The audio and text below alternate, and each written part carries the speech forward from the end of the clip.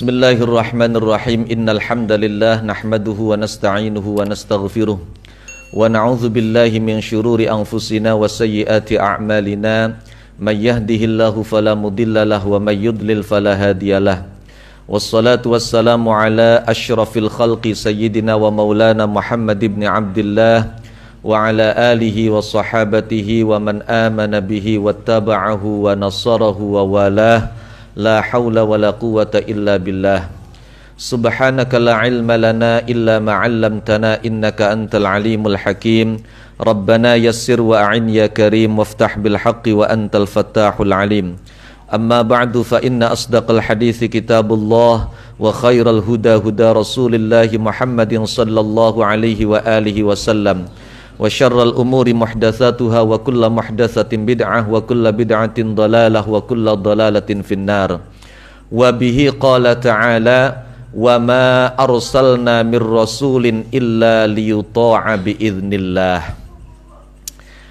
Wa ma arsalna utus sapa kita min rasulin saking utusan. Ana kang maca wa ma arsalna lan orang ngutus sapa kita min rasulin ing utusan illa liyuta'a kecuali supaya ditaati sapa rasul, ditaati dipatuhi fima ing dalem perkara ya'muru kang merintah sapa rasul bihi kelawan ma wa yahkumu lan ngukumi sapa rasul. Kanjeng Rasul diutus ning Allah tidak lain kecuali untuk ditaati. Lah ketaatan ning Kanjeng Rasul niku biiznillahi kelawan izine Allah. Ai bi amrihi tegese kelawan perintai Allah.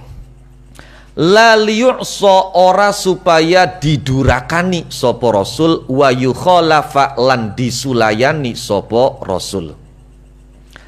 Walau annahum lan lamun setuhune wong akeh idzalamu ing dalem waktune nganiaya sapa wong akeh nganiaya anfusahum ing pira-pira awak dheweke wong akeh. Bentuk penganiayaane diantarae bitahakumihim kelawan njaluk keputusane wong akeh ila taghuti maring taghut, yang menurut versi Imam Jalaluddin As-Suyuti adalah Ka'b bin Ashraf, tokoh Yahudi. Iku ja'u pada teka sapa wong akeh teka ka ing sampeyan oleh teka taibina hale piro-piro kang taubat kabeh. Suwise teka fastaghfaru mongko nuli pada njaluk pangapura sapa wong akeh Allah ing Allah. Wastaghfaro lan jalukaken pangapura lahum maring wong akeh sapa ar-rasulu Kanjeng Rasulullah sallallahu alaihi wa alihi wasallam. Fihi iku tetep ing dalam dawuh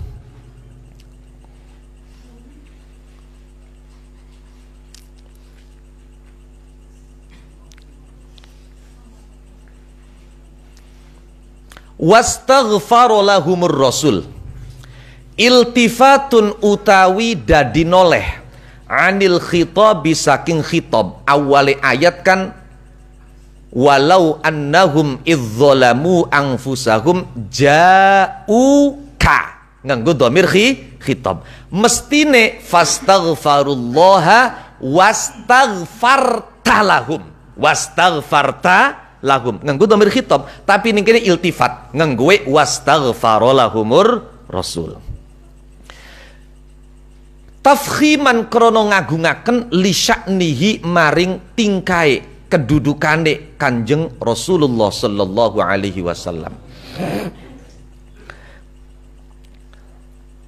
Priben lawajadu mongko yekti padha nemu sapa wong akeh nemu Allah ing Allah tawwaban hale zat kang banget nerima taubate alaihim ing atase wong akeh, rahiman tur zat kang banget asihe bihim kelawan wong akeh. Fala wa rabbika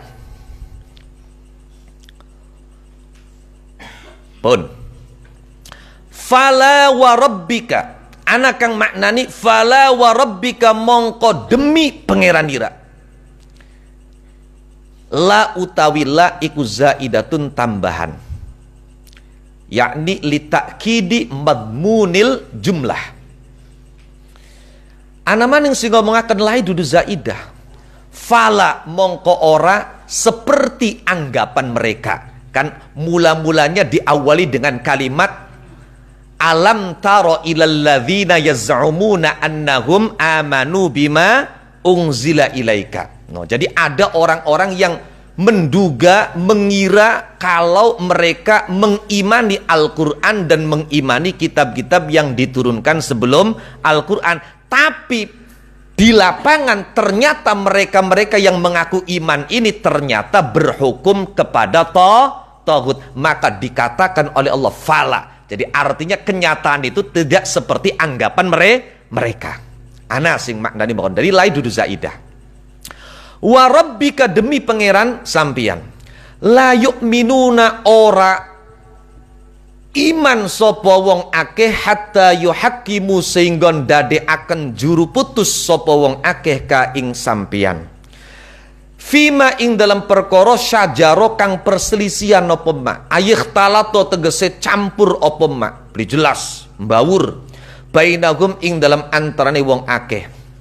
Setelah menjadikan Rasul sebagai juru putus, tsumma la yajidu mongko keri-keri ora nemu sapa wong akeh fi anfusihim ing dalam piro-piro atine wong akeh harajan ing sumpek aidiqan tegese rupek au syakkan atawa mangmang.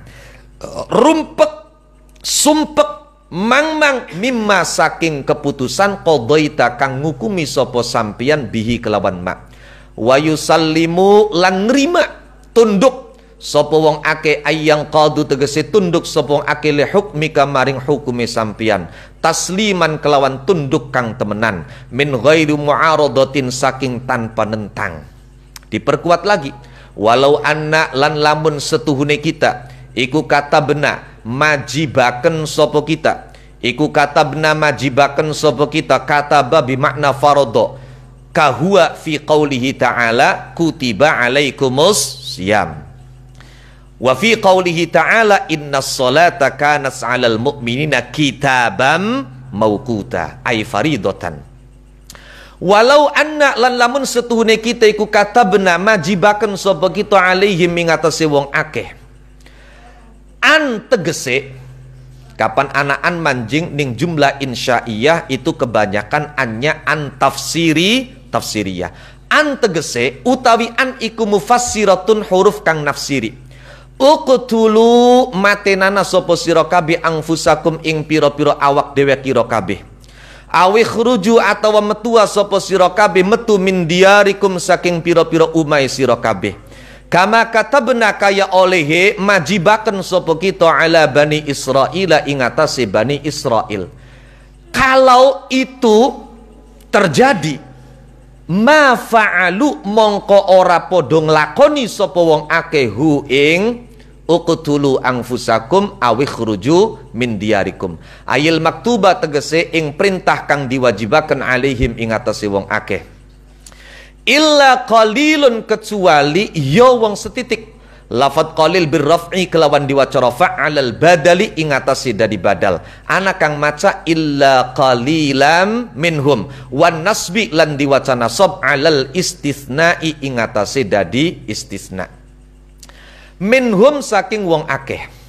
Padahal walau annahum lan lamun setuhune wong akeh ku fa'alu agawe sapa wong akeh ma ing perkara yu'adzuna kang den tuturi kang dinasehati sapa wong akeh bihi kelawan ma min ta'atir rasul nyatane taat maring Kanjeng Rasulullah sallallahu alaihi wa alihi wasallam lakana mongko yakti ana apa fa'alu ma yu'adzuna bih aneku khairan lui bagus lahum kedua wong akeh tidak sekedar lebih baik wa asyadda lan lui banget apane tasbitan mantepakne ai tahqiqan tegese nyataaken li imanihim maring imane wong akeh. Wa idzan lan nalikane fa'alu ma yu'adzuna bih ai lau sabatu wa idzan lan nalikane asyadda tathbita ai law sabatu tegese lamun tetep sapa wong akeh la ataina mongko yekti maringi sapa kita hum ing wong akeh min ladunna saking ngersa kita ai min indina tegese saking ngersa kita paring ajron ing ganjaran aziman kang agung huwa utawi ajrun azim iku al jannatu swarga bahkan plus bonus wala hadaina lan yekti paring pituduh sapa kita hum ing wong akeh tuduhaken siratan ing dalan mustaqiman kang lempeng wallahu a'lam. Pun Bismillahirrahmanirrahim. Rabbana yassir wa a'in ya karim waftah bil haqqi wa antal fattahul alim. Pada ayat yang sebelumnya telah disampaikan sikap orang-orang munafik yang secara lahir mereka menyatakan iman akan tetapi hati mereka ingkar. Mereka diperintah berhukum berdasarkan ketentuan Allah, berdasarkan keputusan Kanjeng Rasul, tidak mau, tidak ridho, malah mereka berhukum pada taghut. Oke. Lah, ini adalah sebuah kesalahan. Dan kesalahan ini bukan kesalahan kecil. Kenapa kesalahan ini tidak bisa dianggap kecil? Pertama, apa yang mereka lakukan itu merupakan kezoliman kepada diri mereka sendiri. Wa ayyu zulmin asyaddu min zulmil insani nafsah. Adakah kezoliman yang lebih dahsyat daripada kezoliman pada diri sendiri? Paham tidak? Ketika ada orang jahat pada orang lain, nafsu masih menganggap wajar. Tapi ada orang kok berbuat jahat pada diri sendiri. Artinya ketika dia melakukan kesalahan, dia tidak mendapatkan keuntungan apapun. Maka ini adalah min asyaddi anwa'iz zulmi. Belum lagi mereka diperintah berhukum kepada Rasul. Malah mereka datang ke taghut, berhukum kepada taghut, minta keputusan kepada taghut. Maka ini berarti melecehkan dan menghina Rasulullah sallallahu alaihi wasallam. Paham? Oke. Sebab Rasulullah itu diutus semata-mata untuk ditaati. Dan ketaatan kita kepada Rasulullah itu bukan kemauan Rasulullah, tapi berdasarkan lisensi, berdasarkan izin resmi dari Allah Subhanahu wa ta'ala. Paham kan? Wes. Beda karo atasan, beda karo bos, beda karo mandor. Kepengen ditaati ning karyawane itu karena kemauannya. Tapi Rasulullah wajib ditaati itu bukan atas kemauan Rasulullah, tapi melainkan ini resmi lisensi datang dari Allah Subhanahu wa ta'ala. Wa ma arsalna mir rasulin illa liyuta'a biiznillah. Mana buktinya kalau Rasulullah itu wajib ditaati dan itu izinnya langsung datang dari Allah? Kita buka lembaran Al-Quran, maka kita akan temukan ayat yang dengan tegas mengatakan wa ma atakumur rasulu fakhudhuhu wa ma nahakum anhu fantahu. Paham ya? Apa-apa yang dibawa oleh Rasulullah, apa-apa yang diperintahkan oleh Rasulullah, ambil, kerjakan. Wa ma nahakum anhu, dan apa-apa yang dilarang oleh Rasulullah, jauhi. Ini yang dimaksud dengan biiznillah. Paham? Oke, pun niku satu. Jadi ketika mereka diperintah taat kepada Rasul, dan ketaatan ini tidak sembarangan, berdasarkan izin dari Allah Subhanahu wa ta'ala, mereka bukan sekedar tidak patuh, malah mereka disuruh berhukum kepada Rasul, bukan sekedar tidak mau, malah berhukum kepada taghut. Maka mereka tidak sekedar tidak taat, mereka bukan hanya tidak patuh, mereka tidak sekedar tidak menurut, akan akan tetapi mereka melakukan tindakan yang melecehkan Rasulullah Sallallahu Alaihi Wasallam. Paham kan? Itulah kenapa pada ayat yang berikutnya dikatakan walau annahum idzalamu anfusahum ja'uka. Jadi syarat mereka melakukan kesalahan ini bisa dihapus kesalahannya, mereka harus datang kepada Rasulullah karena mereka sudah melecehkan Rasulullah. Disuruh taat kepada Rasulullah, berhukum kepada Rasulullah, malah datang ke tauhid, minta diberi keputusan, berhukum kepada tauhid, pelecehan kepada Rasul. Karena itu maka mereka baru bisa diampuni, mereka baru bisa dimaafkan seandainya mereka mendatangi Rasul ja'uka. Paham kan? Oke, ini yang pertama. Ternyata kesalahannya tidak hanya di situ. Orang yang menentang, orang yang melecehkan utusan, berarti secara tidak langsung dia juga menentang dan melecehkan yang mengutus. Ya atau tidak? Contoh,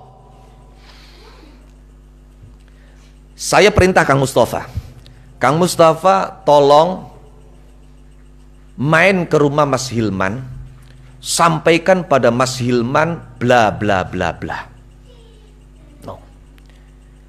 Ternyata ketika utusan saya yang bernama Kang Mustafa ini datang, dia tidak diterima dengan baik, dilecehkan, diabaikan. Maka apa yang dilakukan oleh Mas Hilman ini bukan saja menghina Mustafa selaku utusan saya, tapi juga saya ketika mendengar informasi itu merasa paham kan? Jadi apa yang dilakukan oleh orang-orang munafik ini bukan sekedar melecehkan Rasul, tapi mereka secara tidak langsung melecehkan Allah Subhanahu wa Ta'ala. Karena kewajiban taat kepada Rasul biiznillah. Karenanya tidak cukup mereka mendatangi Kanjeng Rasul, tapi harus berlanjut fastaghfarullah, harus meminta ampunan kepada Allah. Paham betul? No, niki. Lah, menurut keterangan Imam Fakhruddin Ar-Razi dalam tafsir Mafatihul Ghaib, permohonan ampun kita atas kesalahan yang besar, karena ketika kita berhukum kepada tauhid itu pada hakikatnya adalah bentuk kezaliman kita pada diri kita, dan ini kesalahannya bukan kesalahan kecil. Maka tidak cukup permohonan ampun kita kepada Allah Subhanahu wa Ta'ala untuk bisa dosa kita diampuni, kesalahan kita dimaafkan, taubat kita diterima oleh Allah. Maka harus ditopang, didukung dan dikuatkan dengan permintaan ampunan yang dilakukan oleh baginda Rasulullah Muhammad sallallahu alaihi wasallam. Maka lanjutan ayat mengatakan wastaghfara lahumur Rasul. Jadi mereka bukan sekedar datang kepada Nabi, menyesal, mengakui kesalahan mereka, karena juga berarti melecehkan Allah, meminta ampun kepada Allah, dan Nabi setelah memaafkan mereka berkenan untuk memintakan ampunan untuk mereka. Kalau tiga hal ini sudah terjadi, lawajadullaha tawwabar rahimah, maka pasti mereka akan mendapati Allah menerima taubat dan mengasihi mereka. Paham betul? Bon. Ada lagi ulama ketika menjelaskan kalimat fastaghfarullaha wastaghfaralahumur Rasul, menangkap isyarah bahwa apapun yang kita lakukan itu tidak akan bisa perfect, tidak akan bisa sempurna. Karenanya kalau kita ingin apa yang kita lakukan itu menjadi sempurna, maka sandarkan itu kepada Rasulullah. Apa-apa kapan wis ditempeli Kanjeng Nabi dadi mulia.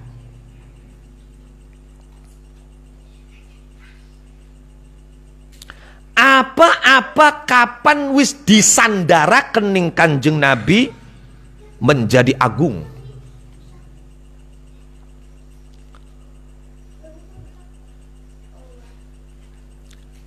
Sampai-sampai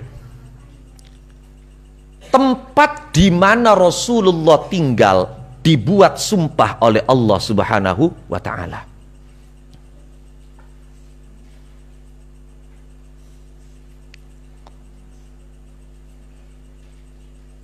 La uqsimu bihadzal balad wa anta hillum bihadzal balad.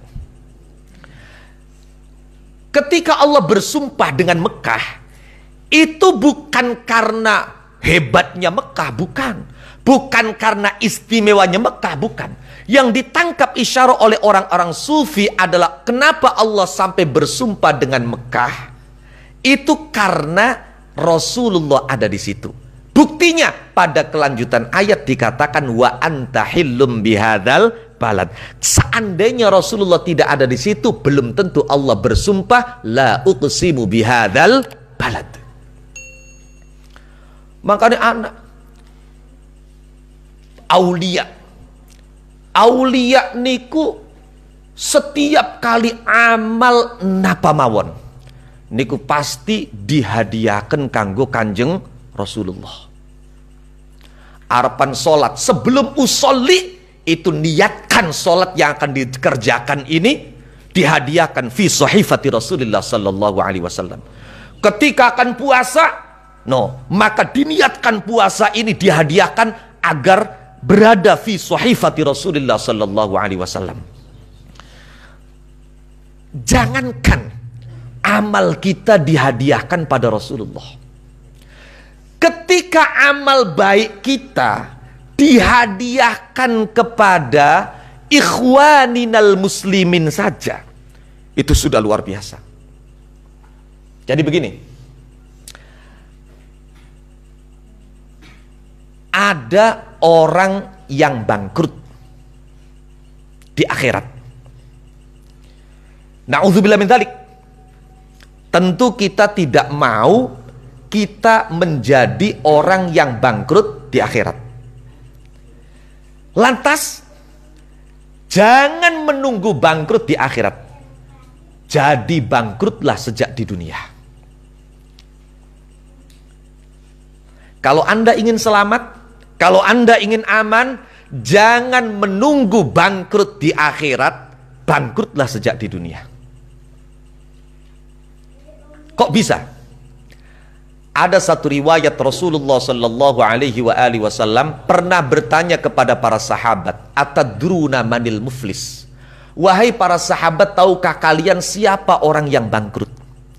Sahabat menjawab, ya seperti kita jawabannya. Kata sahabat, "Al-muflis huwa man la dinara wa la dirhamalah." Orang yang bangkrut, orang yang pailit itu ya tentu orang yang tidak punya dinar, tidak punya dirham. Orang bangkrut, orang kere. Maka kata Rasul, bukan. Orang yang bangkrut adalah orang yang kelak di hari kiamat dia datang sowan menghadap Allah dengan membawa pahala kebaikan ka'amsalil jibal. Seperti gunung. Tapi ternyata orang ini ketika di dunia pernah menggunjing si fulan, pernah menfitnah si fulan, pernah membuli si fulan, pernah menyakiti si fulan, bahkan banyak hutang pada fulan dan fulan, sampai dia meninggal hutangnya tidak terbayar. Maka semua kaitan, semua hak yang terkait dengan orang itu, baik itu fitnah yang dia ucapkan, baik itu gunjingan, bully yang dia omongkan, maupun hutang yang tidak dia bayarkan, semua ini tidak akan selesai, akan ada tuntutannya di akhirat. Sehingga orang-orang yang pernah difitnah, pernah disakiti, pernah didengki, pernah diujar-ujar, orang yang pernah dihutangi, ini kemudian meminta dan menuntut bayaran. Lah, dinar dan dirham, rupiah dan dolar di akhirat sudah tidak berlaku. Maka bayarannya adalah kebaikan dia yang bagaikan gunung itu diberikan kepada orang-orang yang di dunia pernah dia zalimi. Bahkan seandainya belum impas, dalam hadis dikatakan, maka orang yang dulu di dunia disakiti ini keburukannya diberikan kepada orang yang ketika di dunia menyakiti dirinya. Na'udzubillah wal'iyadzubillah. Ini adalah orang yang bangkrut di akhirat. Di dunia dia tidak bangkrut. Maka kalau Anda ingin aman, dalam kitab Sirrul Asrar wa Nurul Absar yang ditulis oleh Al-Qutbur Rabbani wal Haikalus Samadani wal Arifun Nurani wa Fadlakatut Turusid Daftaril Samadani, Syekh Abdul Qadir Al-Jilani, beliau mengatakan bahwa al-muflis fi amanillah. Orang yang bangkrut sejak di dunia, dia berada dalam jaminan keamanan dari Allah Subhanahu wa ta'ala. Siapa yang dimaksud orang yang bangkrut sejak di dunia itu adalah orang yang ketika dia beramal baik, ketika dia punya pahala, maka amal baik dan pahalanya dia hadiahkan untuk saudaranya, sesama muslim. Sayyidah Rabi'ah Al-Adawiyah pernah mengatakan begini, ya Allah, apa yang menjadi bagianku dari dunia, aku rela memberikannya kepada orang kafir. Dan apa yang menjadi bagianku berupa pahala di akhirat, aku serahkan dan aku hadiahkan untuk saudara-saudaraku sesama mukmin. Jadi sehingga kita itu sejak di dunia tidak punya pahala, tidak punya kebaikan, mati itu bangkrut sudah.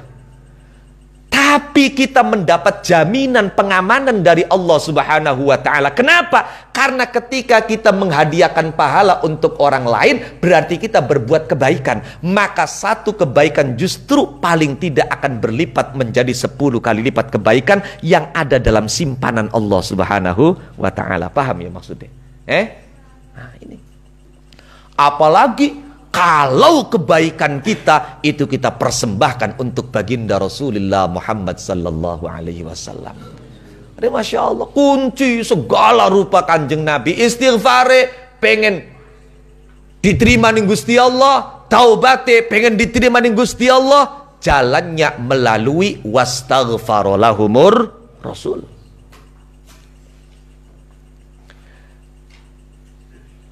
Jadi ada 3. Pertama datang kepada Rasul, yang kedua meminta ampunan kepada Allah, yang ketiga dimintakan ampunan oleh Rasulullah. Lah pertanyaannya, iya mereka yang hidup di zaman Rasul bisa melakukan itu, sedangkan kita aja bara ketemu karo Kanjeng Nabi, ngimpi ketemu karo Kanjeng Nabi, beli boro-boro ngimpi ketemu karo Kanjeng Nabi, potongane ngimpli beli di gudak-gudak ning gendruwo bae wis alhamdulillah. No.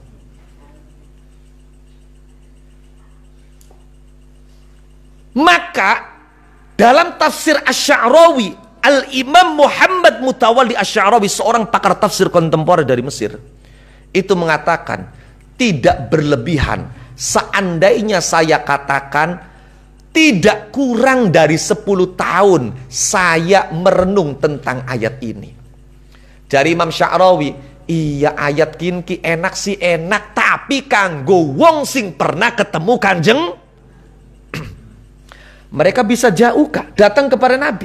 Kemudian mereka bisa dimintakan ampunan oleh Nabi, wastaghfarolahumur Rasul. Lakin kaif bina, bagaimana dengan kita? 10 tahun Imam Sya'rawi belum menemukan jawaban. Ternyata setelah itu beliau kemudian ketemu dengan hadis Rasulullah sallallahu alaihi wasallam yang menyatakan bahwa hidupnya Rasulullah baik untuk kalian, wafatnya Rasulullah juga baik untuk kalian.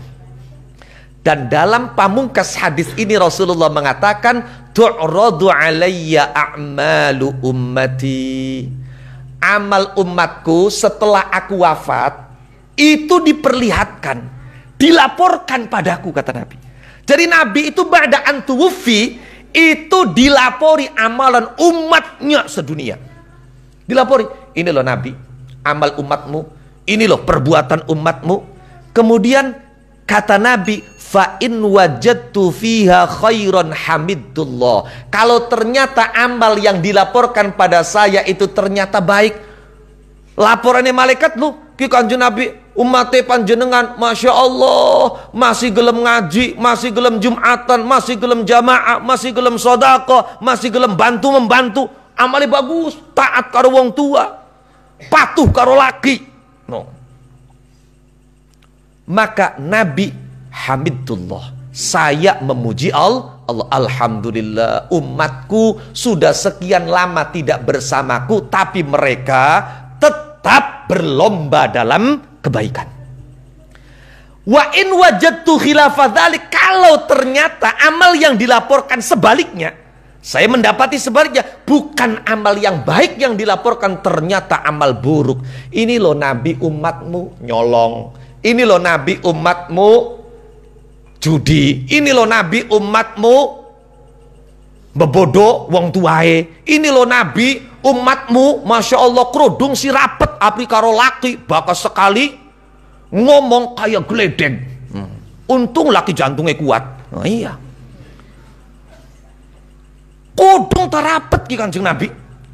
Kalau ternyata yang dilaporkan itu sebaliknya, artinya sebaliknya amal buruk, maka apa yang terjadi? Nabi menjamin, istaghfartu lakum, saya akan memintakan ampunan kepada Allah untuk kalian. Masya Allah, luar biasa. Artinya permohonan ampun Nabi ini berlaku bukan hanya ketika beliau hidup, tapi berlaku sepanjang zaman. Wastaghfara lahumur Rasul. Paham kan?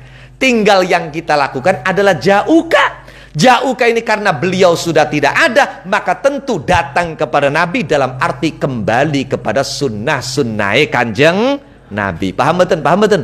Pun.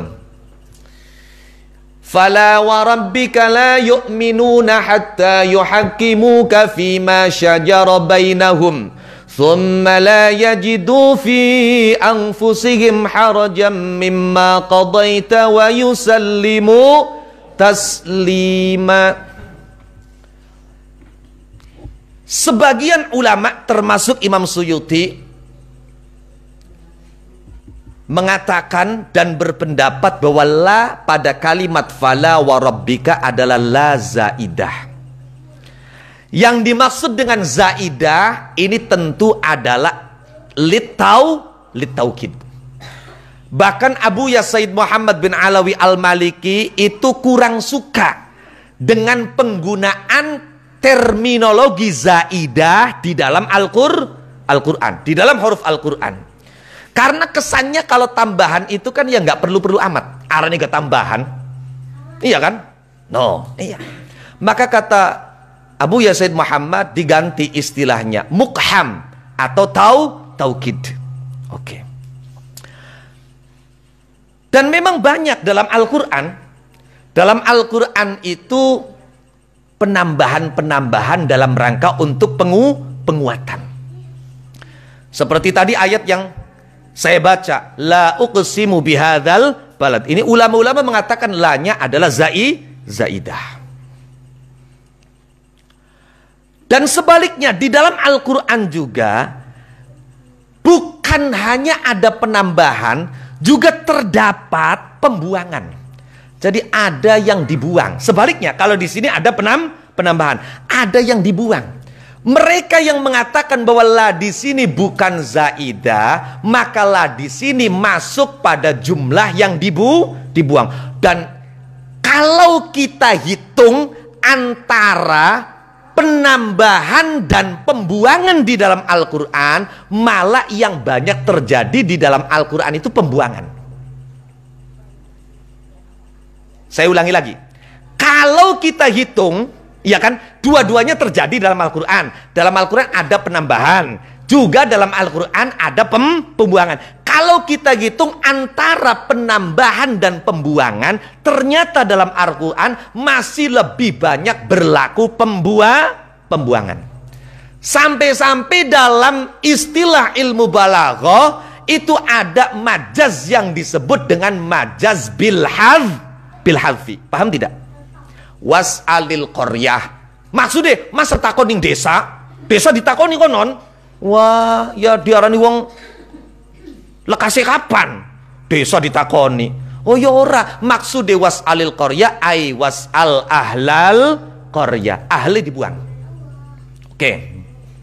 Menurut sebagian ulama ahli tafsir, termasuk yang terjadi pembuangan ialah pada ayat tentang puasa. Ana ayat wa 'alal ladzina yutiqunahu fidyatun ta'amu miskin. Ini menurut sebagian ulama Syafi'iyah, di sini ada pembuangan la. Asalnya wa 'alal ladzina la yutiqunahu. Jadi bagi orang-orang yang tidak kuat puasa, maka dia tidak perlu puasa. Cukup fidyatun ta'amu miskin. Paham kan? Oke. Bahkan kadang-kadang kalau kita tidak paham bahwa ada pembuangan, ini bisa fatal. Saya kasih contoh satu ayat saja. Itu ada dalam surat An-Nisa. Yubayyinullahu lakum antadillu. Oke, sing ngapalkeun Quran pirang-pirang. Anak kan ayatnya yubayyinullahu lakum antadillu. Allah menjelaskan pada kalian antadillu, agar kalian sesat. Bahaya kan? Masa Allah memberikan penjelasan agar kita Oh, ternyata di sini ada pembuangan. Allah menjelaskan pada kalian agar kalian tidak sesat. Adalah yang dibuang.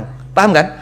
Kalau kita tidak paham, kemudian main terjemah saja, main menjelaskan saja ayat ini. Nah, ini kan nantinya bukan sekedar sesat, menyesatkan orang lain, dal mudil. Paham tidak? Nah, itu. Oke. Baik. Terlepas apakah la di sini masuk pada jumlah yang dibuang atau la yang ada di sini adalah zaidah litaukid. Yang pasti Allah Subhanahu wa taala mengawalinya dengan sumpah. Masya Allah, ini betapa dahsyat. Warabbika, demi Tuhanmu, demi yang memeliharamu, demi yang melindungi kamu, demi yang merawat kamu. Rob itu kan maknanya, kalau menurut Imam Bajuri, Rob itu maknanya tidak kurang dari 20. Maknanya Rob. Warabbika, Masya Allah, demi Tuhanmu, bukan Tuhan mereka. Dinisbatkan langsung ke Kanjeng Nabi. Kenapa? Sebab makhluke Gusti Allah ora kena digawe sumpah. Dalam fikih-fikih itu kan kita hanya boleh sumpah atas nama Allah, iya kan? Makhluke Gusti Allah ora kena digawe sumpah kecuali Kanjeng Nabi Muhammad sallallahu alaihi wasallam. Al-Quran pernah bersumpah menggunakan Nabi. Ayate la'amruka innahum lafi sakratihim ya'mahun. La'amruka ay lahayatuka, demi hidupmu Muhammad. Masya Allah, Kanjeng Nabi. Jadi ketika ada aturan tidak boleh bersumpah kecuali dengan nama Allah, ternyata ada sumpah dengan menggunakan hidupnya Kanjeng. Jadi Kanjeng Nabi lo siapa Kang? Sallu ala Nabi Muhammad. Masya Allah. Kok luwih jelas maning ning ayat pada minggu depan tentang wa may yuti'il lah war rasul. No, niku tentang Kanjeng Nabi insyaallah. Pun. Fala wa rabbika la yu'minun. Demi Tuhan yang memeliharamu, yang merawatmu, yang melindungimu. Yang la yu'minuna, mereka tidak beriman dengan iman yang sesungguhnya. Sampai mereka baru diakui iman dengan iman yang sesungguhnya. Pertama, hatta yuhaqqimuka fima syajara bainahum. Mereka siap menjadikan Nabi Muhammad sebagai juru putus atas persoalan yang mereka perselisihkan. Nomor loro, summa la yajidu fi anfusihim harajam mimma qadaita. Yang kedua, mereka setelah mendapatkan keputusan dari baginda Nabi, mereka tidak menemukan keterpaksaan, kesumpekan, kesempitan dalam hati. Artinya hati mereka lega, ridho, bukan sekedar ridho, wa yusallimu taslima. Mereka menerima itu dengan menerima sepenuhnya. 3 hal. Baru ketika 3 ini dilakukan, maka mereka diakui sudah beriman dengan iman yang sesungguhnya. Walau anna katabna alaihim an iqtulu anfusakum aw ikhruju min diyarikum ma fa'aluhu illa qalilum minhum walau annahum fa'alu ma yu'adzuna bihi lakana khairan lahum wa ashadda tathbita wa idzal la'atainahum min ladunna ajran 'azima walahadainahum siratan mustaqima. Baik. Nah, toli jari Gusti Allah, walau anna katabna alaihim. Kalimat lau itu adalah pengandaian. Kalau pengandaian itu berarti terjadi atau tidak? Terjadi atau tidak? Tidak, ini namanya juga pengandaian. Kata Allah, walau anna katabna alaihim, seandainya saya wajibkan pada mereka, orang-orang munafik ini. 1, uqtulu anfusakum, bunuh diri kalian sendiri. Masya Allah. Artinya begini, orang-orang zaman dulu ada kesalahan-kesalahan tertentu yang taubatnya baru bisa diterima kalau mereka dibunuh.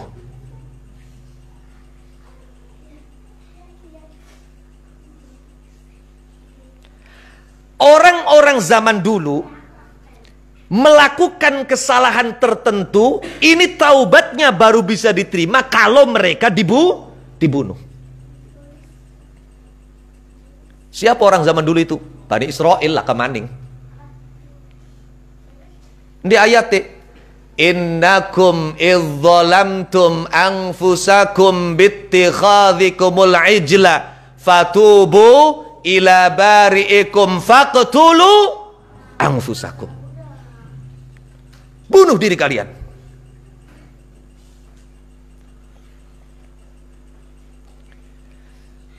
Yang kedua, andai saja aku wajibkan atas mereka, perintahkan atas mereka, ukhruju min diyarikum, keluarlah kalian dari tempat tinggal kalian.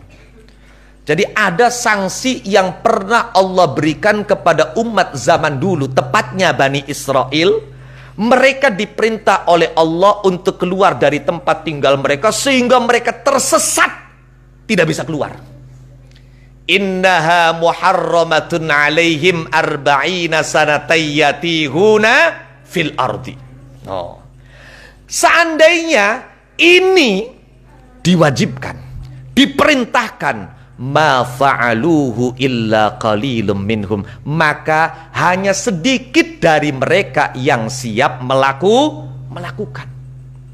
Malah kalau dibanding dengan Bani Israel, banyakkan mereka yang melakukan.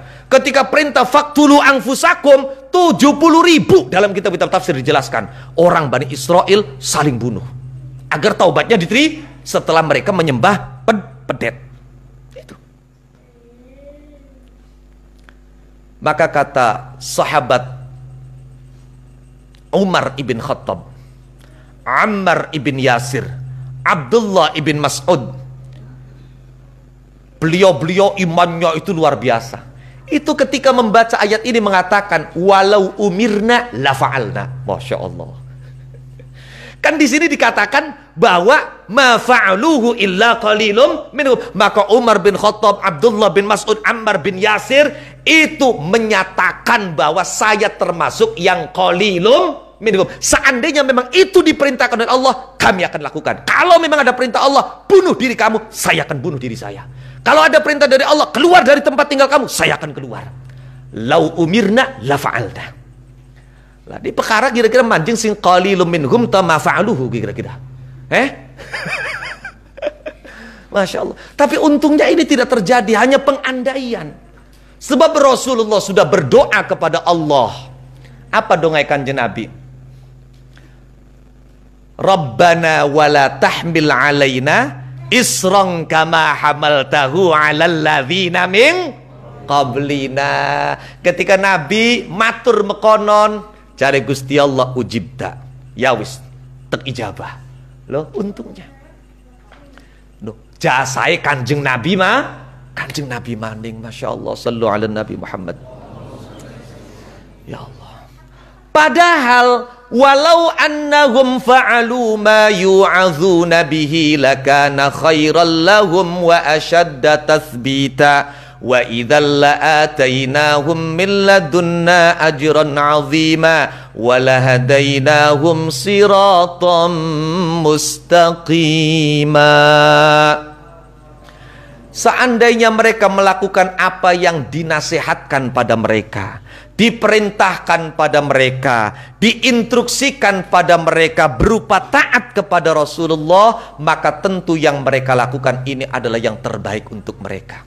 Tidak hanya itu, malah ini membuktikan iman mereka yang sesungguhnya. Jadi ketika ada orang mengaku iman, tapi ketika datang perintah, mestinya kalau orang iman kan sami'na wa ata'na. No. Datang perintah sami'na wa qodikitna. Oh. Sami'na wa pikir-pikirna. Nah, kapan wa pikir-pikirna masih rada mending. Termasuk kula dewek. No, lagi santri kongkon pada balik kayak. Oh iya. Ya bukan saya tidak patuh dengan pemerintah. No, saya sami'na tapi wa pikirna. Oh iya. Artinya dianalisa gitu loh, dianalisa. Karena seiring dengan himbauan itu ada himbauan untuk karantina mandiri loh. Itu paham yo? Maka menurut saya pesantren bisa dijadikan sebagai tempat karantina mandiri. Maka sami'nanya wa pikirna. Nah, itu. Jadi ada takwil ketika tidak melakukan itu, ada takwil, takwilun sa'ir. Oh, ada anak ijtihad. Bismillahirrahmanirrahim. Tidak hanya itu. Kalau mereka imannya sudah mantap, sudah kuat, la atainahum min ladunna ajran azima, kata Allah, sungguh akan aku berikan kepada mereka pahala yang agung min ladunna, dari sisiku. Masya Allah. Ini loh luar biasa. Kalimat min ladunna saja sudah mengisyaratkan bahwa apa yang Allah berikan sesuatu yang istimewa. Paham tidak? Kalimat min ladunna itu dipakai oleh Al-Quran untuk sesuatu yang luar biasa. Jadi seandainya la atainahum min ladunna ajro, itu sudah luar biasa. Masih disifati ajron azim. Paham betul maksudnya? Kalimat ladunna itu laduni itu sudah menggambarkan sesuatu itu istimewa. Pribensi? Ning surat Kahfi kan? Fawajada abdan min ibadina atainahu rahmatan min indina wa 'allamnahu min ladunna ilma. Masya Allah. Wa 'allamnahu min ladunna ilma. Ini kan kisah perjalanan Nabi Musa dengan muridnya yang bernama Yusha mencari guru sejati yang disebut dengan Nabi Khidir. Sebenarnya sih ya, ulama-ulama itu khilaf tentang Khidir. Khidir itu boleh dibaca 3 lughat. Boleh Khodir, boleh Khidr, boleh Khidir. Paham ya? Nah, itu boleh 3. Ulama khilaf, apakah beliau itu sudah wafat atau masih hidup? Ma'alaihi aksarul ulama bal ijma'ul awliya. Konsensus para wali mengatakan Nabi Khidir sampai sekarang dan sampai nanti bertemu dengan Dajjal masih hidup. Ulama juga berbeda pendapat tentang beliau. Apakah Khodir atau Khidir itu adalah wali ataukah nabi atau malah rasul? Sebagian besar ulama berpendapat Khodir itu nabi. Sebagian besar. Sebagian lagi mengatakan beliau hanyalah wali. Sebagian kecil bahkan berpendapat Khadir itu Rasul yang diutus oleh Allah kepada suku Kinanah. Ketika ada orang yang kenabiannya diperdebatkan, maka kita dalam menyebutnya menurut sebagian ulama cukup dengan alaihi salam. Kalau orang itu disepakati kenabiannya, maka ditambah alaihi salatu wassalam. Karena Nabi Khidir ini termasuk yang diperdebatkan, diperselisihkan, maka kita temukan ulama-ulama kalau menyebut Khidir itu alaihi salam. Paham ya? Oke. Beliau lahir itu sejak zaman sebelum Nabi Musa. Nabi Khidir itu sebelum zaman Nabi Musa. Nabi Khidir itu sebetulnya lakob, julukan. Ilmu sing rada rahasia ki sebenarnya. Iya. Jarang sampai temu akan kitab. Khidir itu lakob, julukan. Nama beliau menurut pendapat mayoritas ulama adalah Baliyah. Ana sing nyebuti Balyan biziyadatin nun. Balya. Kemudian beliau punya nama kunyah. Nama kunyah beliau adalah Abul Abbas. Maka saya dulu ketika kecil diajari ketika ngaji menghafalkan nama beliau, julukan beliau, kemudian asma kunyah beliau. Laqabi Khidir asmane Balya, bapane Malkan Abul Abbas kunya.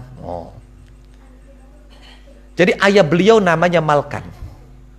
Ini masyhur sudah. Ada yang tahu siapa nama ibu beliau? Gimana nih? Ilmu rahasia gimana? Nama ibu baginda Khidir adalah Alha bintul Faris.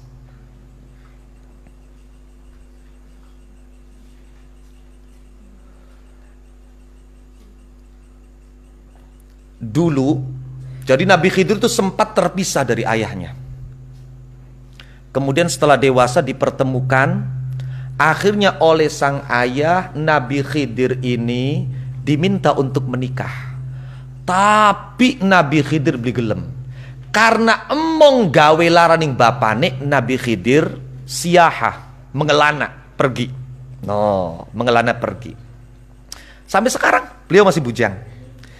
Sebetulnya ayahnya ingin menikahkan beliau dengan seorang perempuan bernama Fannanah. Fannanah. Akhirnya karena Nabi Khidir itu pergi, maka Fannanah menikah dengan seorang laki-laki bernama Hizqil. Punya 3 orang anak, dan pada akhirnya Fannanah ini berprofesi menjadi juru sisir keluarga Fir'aun dan dijuluki Masyitoh. Masyitoh itu lakob, namanya Fannanah. Paham ya? Oke. Nabi Khidir menurut konsensus para aulia, ini banyak kitab yang menerangkan tentang Nabi Khidir, di antaranya yang ditulis oleh Syekh Mahfud At-Turmusi atau At-Tarmasi, Inayatul Muftaqir fima yata'allaqu bi Sayyidinal Khadir.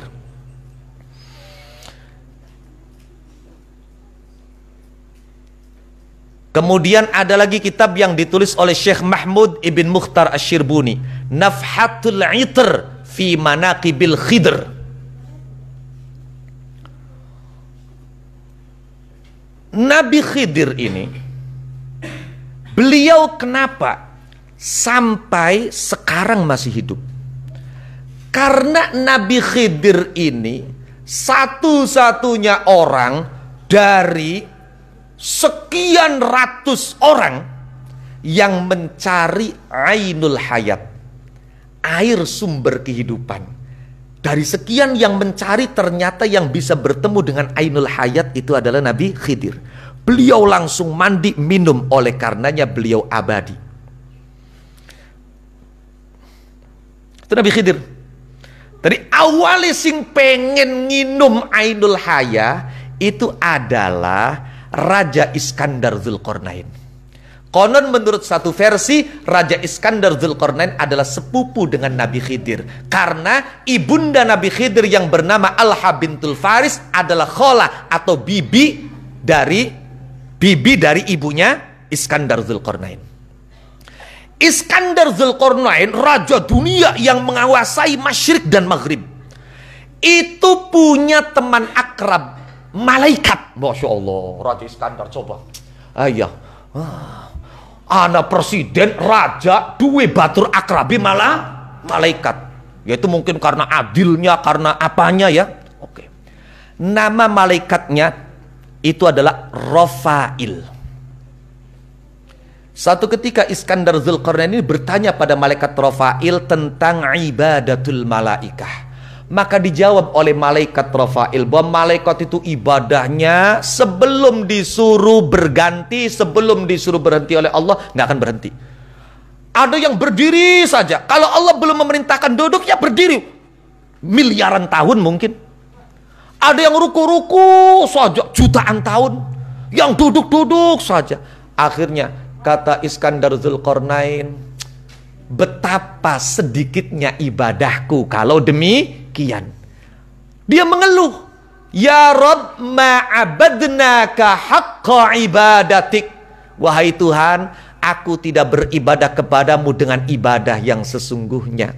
Akhirnya Iskandar Dzulqarnain singkat cerita bertanya kepada malaikat Rafail, adakah cara agar aku bisa ibadah terus sepanjang zaman? Maka ditunjukkan bahwa di satu tempat yang gelap, itu ada di situ terdapat Ainul Hayah. Barang siapa yang mandi di situ, minum di situ, maka dia akan hidup sampai hari kiamat. Akhirnya mengajak Nabi Khidir dan 600 tentara pilihan. Ternyata yang ketemu dengan Ainul Hayat atau sumber air kehidupan itu adalah Nabi Khidir. Karena itu Nabi Khidir sampai sekarang masih hidup. Nabi Khidir itu khosoisnya, keistimewaannya, Masya Allah. Konon dalam kitab Nur Dzolam, orang yang hafal namanya, tahu lakobnya, ayahnya, asma kunyahnya, itu insya Allah matinya ala husnil khatimah. Itu baru namanya loh. Masya Allah, hebatnya luar biasa Nabi Khidir. Iya. Nabi Khidir itu,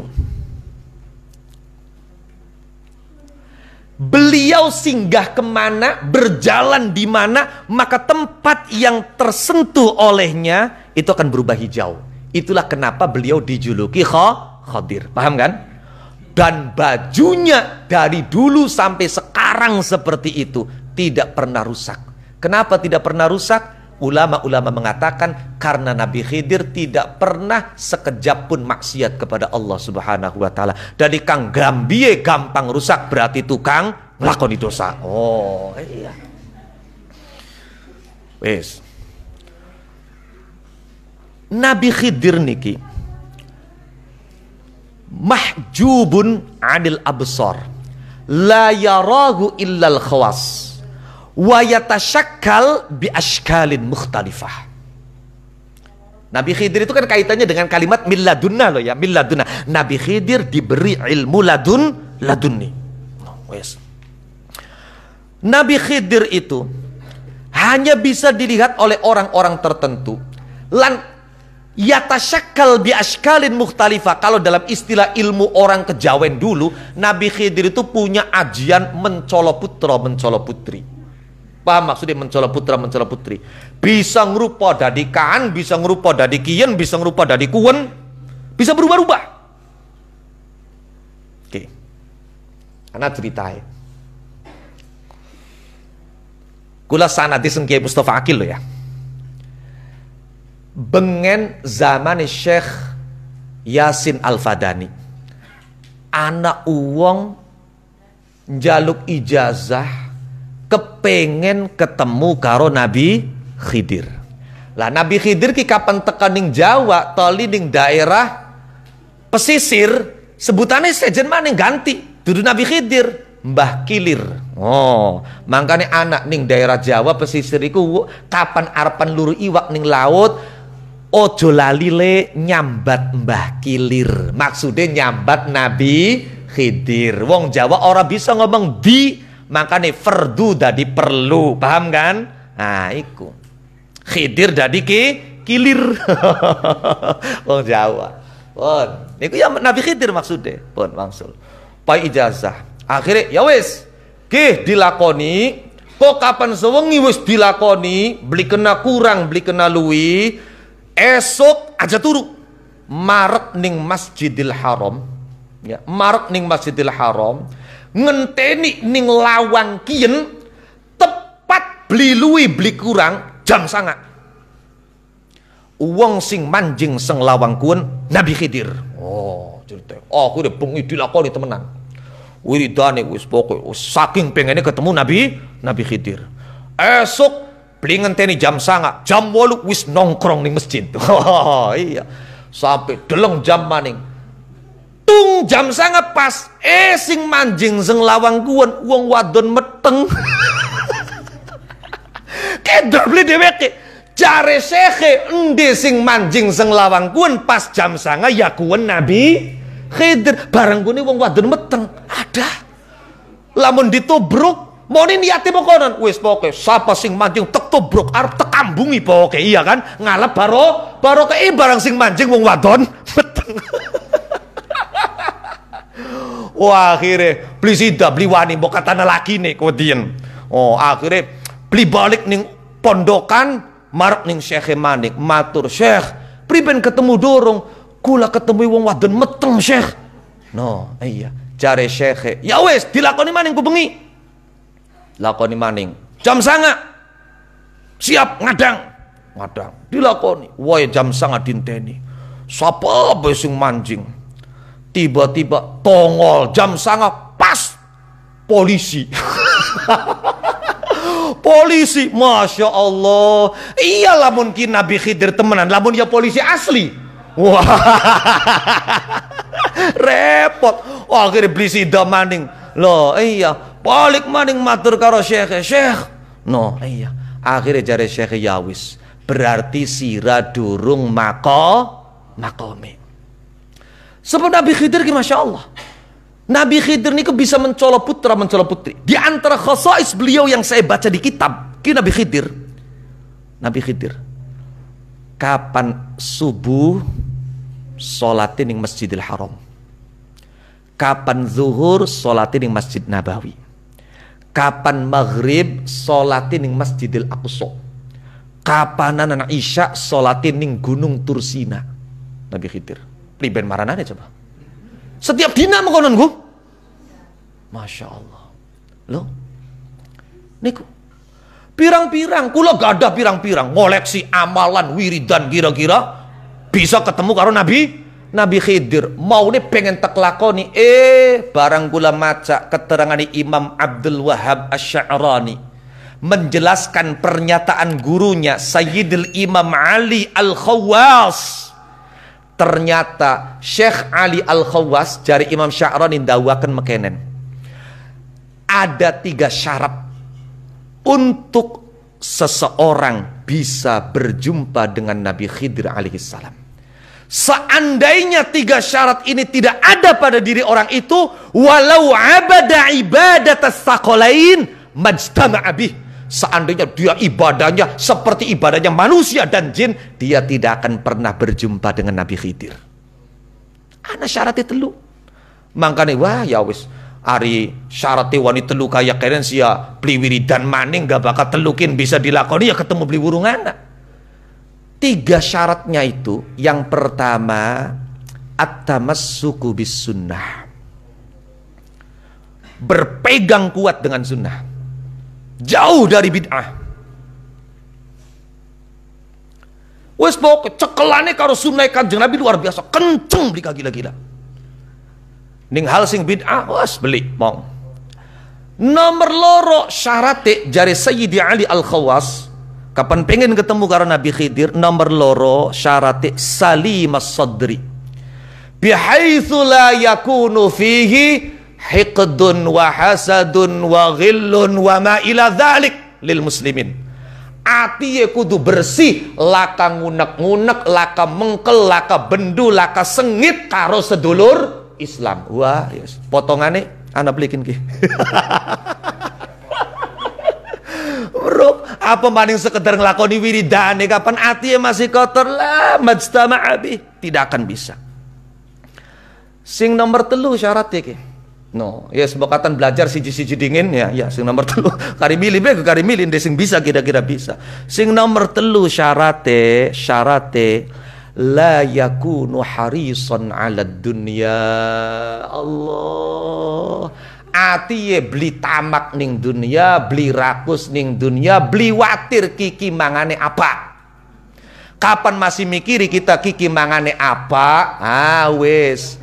No, jare Syekh Ali Al-Khawas majtama'abi, tidak akan pernah bisa berjumpa dan berkumpul dengan Nabi Khidir. Lah Nabi Khidir itu hamba Allah yang saleh, yang dikatakan fawajada abdan min ibadina, yang oleh anugerah oleh Allah mendapat keistimewaan, diberi wa 'allamnahu min ladunna ilma. Jadi kalimat ladunna sekali lagi itu mengisyaratkan sesuatu yang istimewa. Kepatuhan kita kepada Rasul itu dijanjikan oleh Allah, la atainahum min ladunna ajron. Bukan sekedar ajron, disifati ajron azim.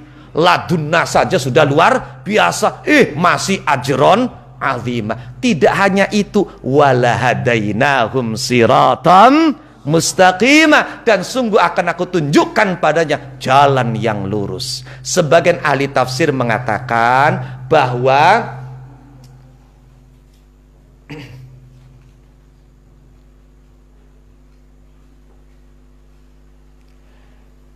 la atainahum min ladunna ajron azima itu berkenaan hubungannya dengan perintah aniqtulu anfusakum. Jadi kalau orang itu menjalankan perintah aniqtulu, seandainya ada perintah itu, maka jawabannya adalah la atainahum min ladunna ajran azima. Sedangkan walahadainahum siratam mustaqimah itu sebagai jawaban awikhruju min, paham betul? Ari awih rujumin diarekon berarti uangnya masih urip, maka dia jawabannya walahadainahum siratam mustaqimah. Huna waqafna wallahu a'lam. Al-Fatihah.